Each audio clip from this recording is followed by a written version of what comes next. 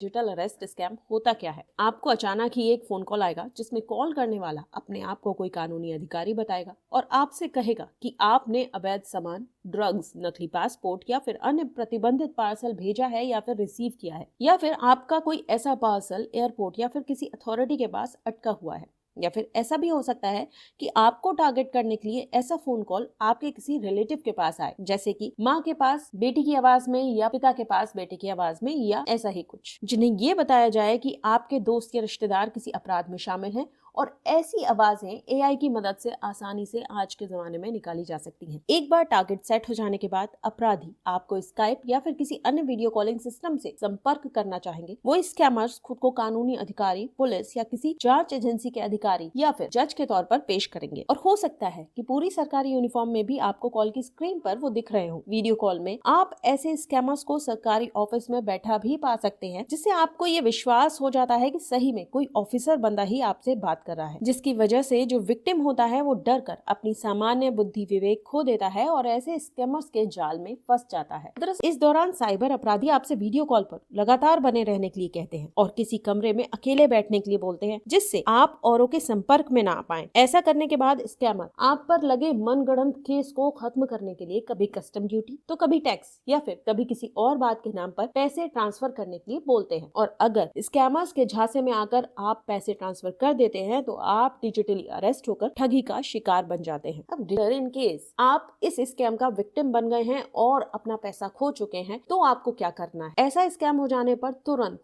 अपने बैंक को रिपोर्ट करें और अपने अकाउंट को फ्रीज कर दीजिए। दूसरी बात, इसके बाद तुरंत एक कंप्लेंट फाइल कीजिए national cyber crime reporting portal पर, जिसके लिए संबंधित वेबसाइट आपको स्क्रीन पर दिखाई दे रही है। या फिर आप साइबर हेल्पलाइन नंबर 1930 भी डायल कर सकते हैं और अपनी कंप्लेंट रजिस्टर करा सकते हैं। इसके अलावा अगर इस स्कैम का शिकार कोई व्यक्ति हो गया है तो ये सबसे जरूरी बात है कि वो अपने एविडेंसेस को संभाल के रखे, जो भी उसके पास हो, जैसे कॉल डिटेल, ट्रांजेक्शन डिटेल्स या फिर मैसेजेस एक्सेट्रा, जो भी उस कम्युनिकेशन के दौरान उसके पास आए हैं या रहे हैं, उनको डिलीट करने की गलती बिल्कुल भी ना कीजिए। ये एक सोशल अवेयरनेस का टॉपिक है जिसकी जानकारी ज्यादा से ज्यादा लोगों को होना जरूरी है, तो जितना हो सके शेयर करें इस वीडियो को।